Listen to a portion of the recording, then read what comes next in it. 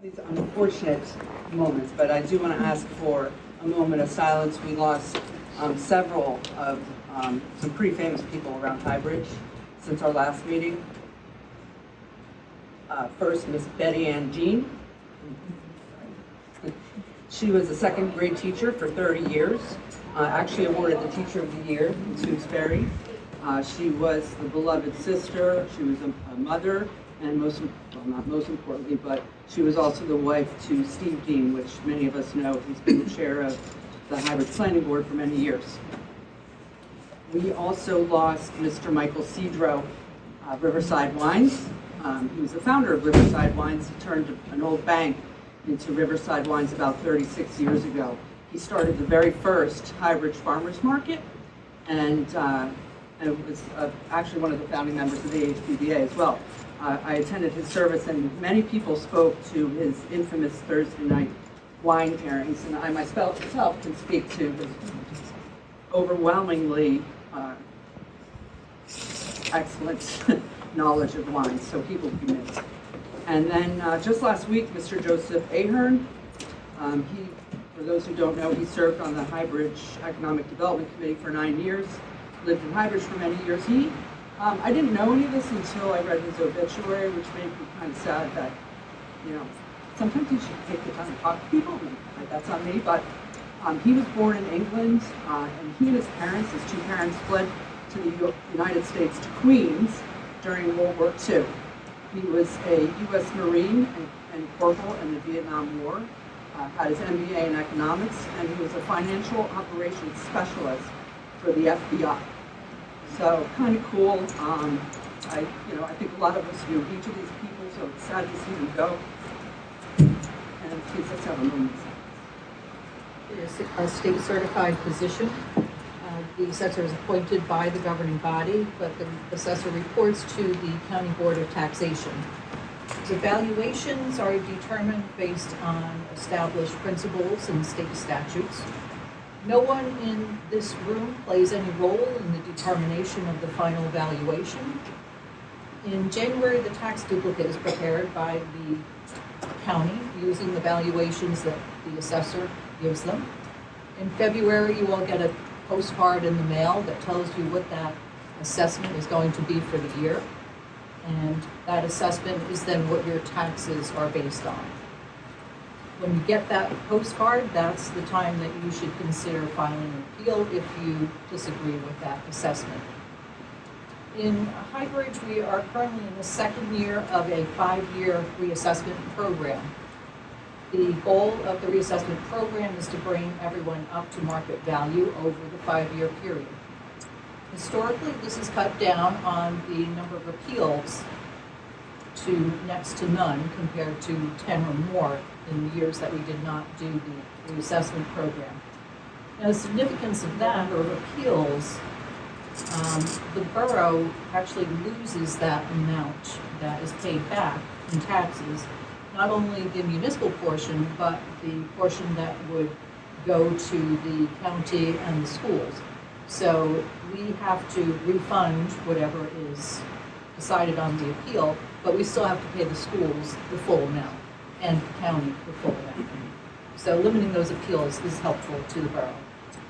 The reassessment program is actually approved by the county. The assessor files regular reports with the tax board administrator on the progress she's making on the reassessment.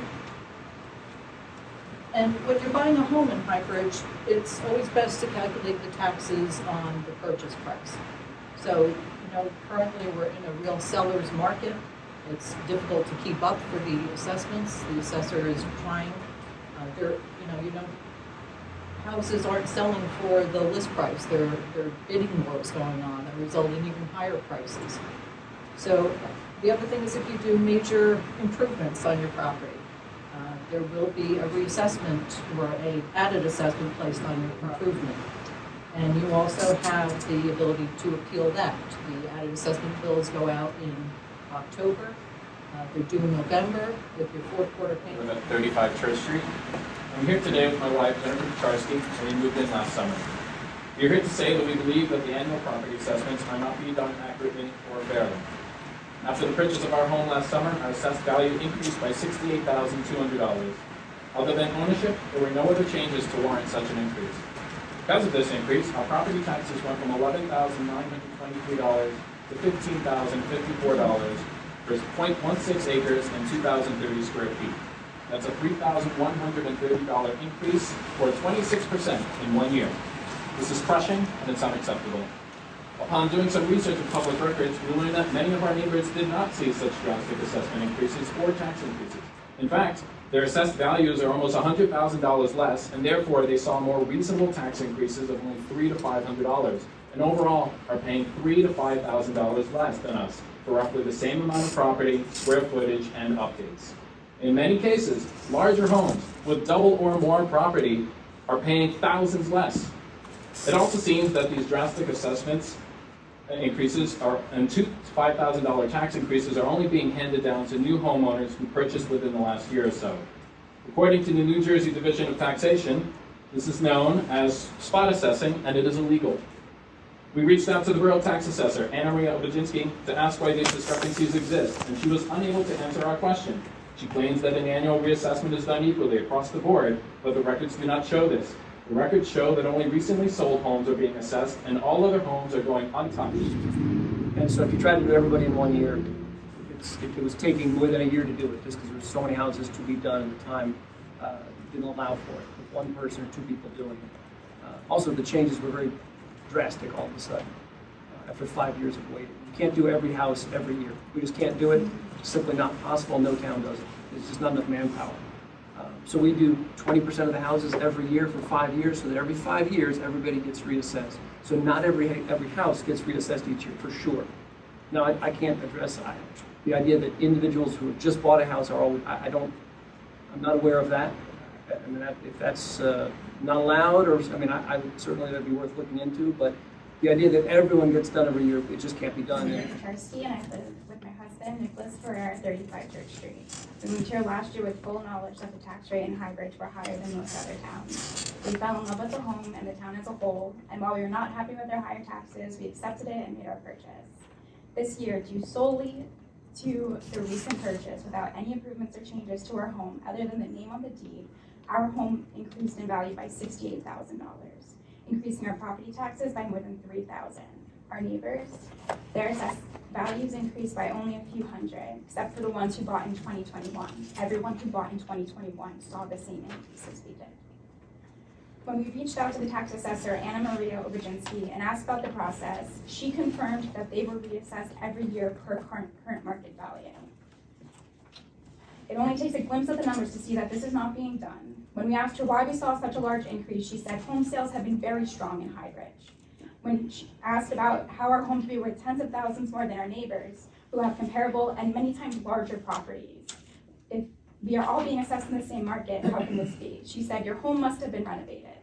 Permanent records show that our home has not been renovated since 2003. She said, we can appeal on behalf of our neighbors if we think they are too low.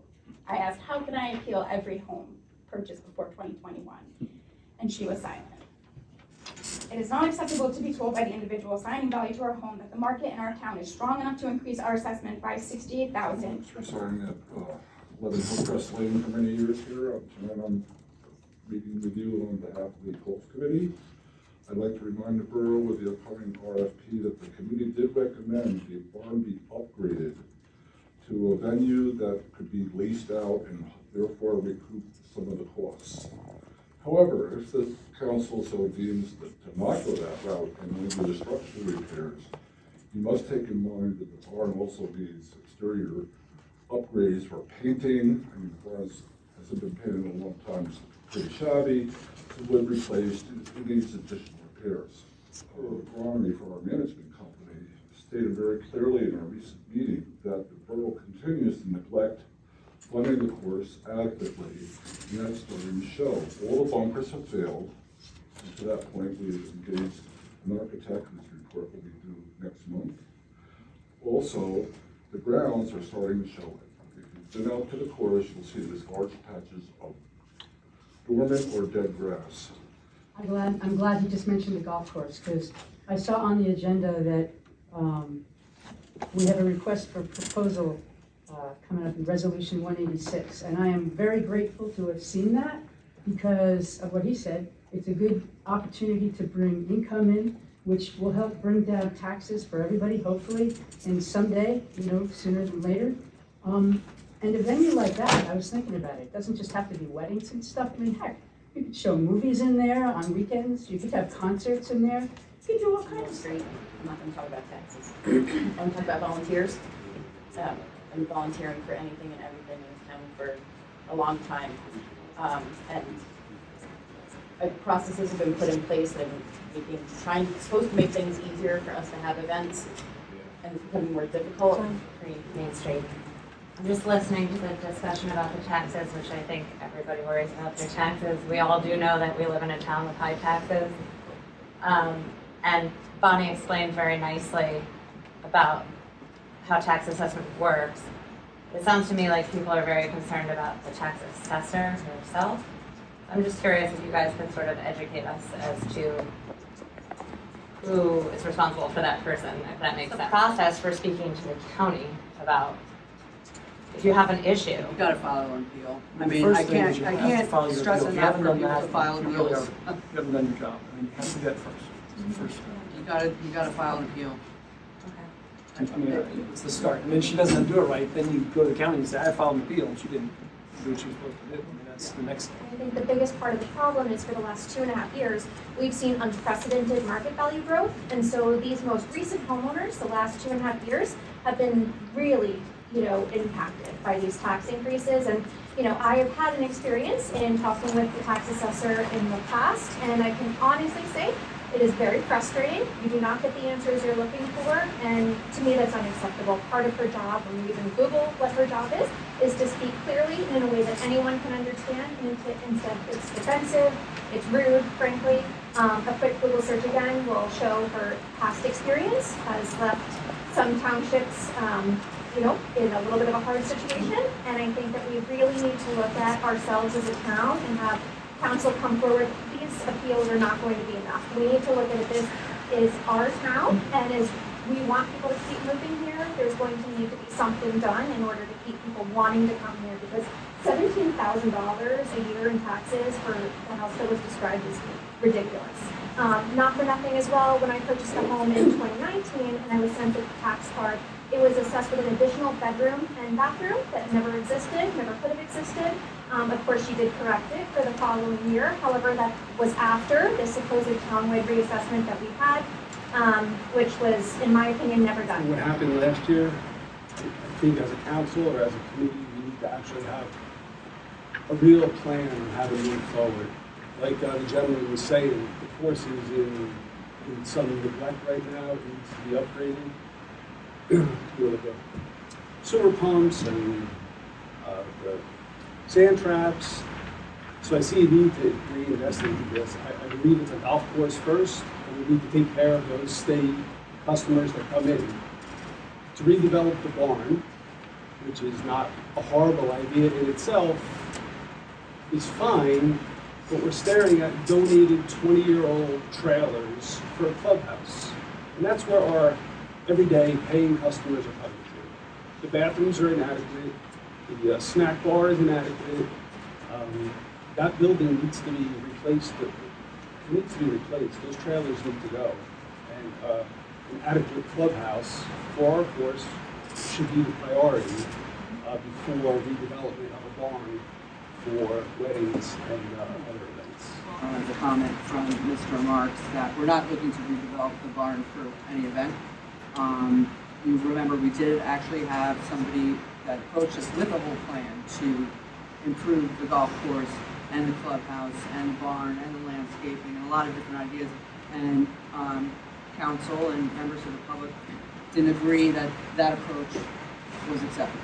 So we're trying a new approach of just wanting to go out for RFP broadly, because we want to take it in piecemeal, because that's really our only choice right now. And the priority really is to find a place to house the golf carts that we spent a significant amount of money on. Whereas the mayor and council of the borough and the advisory tax of the tax assessor for the borough determined that it is in the best interest of the borough to defend the above appeal and to file a counterclaim with the tax court of New Jersey, claiming that the 2022 assessment for the property should be increased to the fair assessable value thereof. So, reading through this, it sounds as if we're not only defending the assessment, but we are counterclaiming that the assessment should be higher than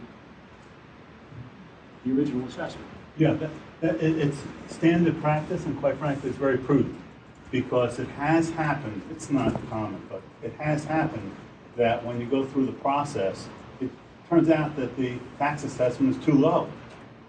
Certainly we've heard some instances tonight where people believe their taxes are much too high, but there have been situations where somebody filed a tax appeal and the assessment's too low. And so the borough should have the right, if somebody's raising this claim that they want the tax assessment reviewed by the court, the borough should have the right to raise it. The ELAT property directly across from Borough Hall, falling in on itself, could be worth a significant amount of tax revenue for the borough if we could get a developer in there. It's currently being assessed at about $450,000. So I think we have the right to appeal that as residents.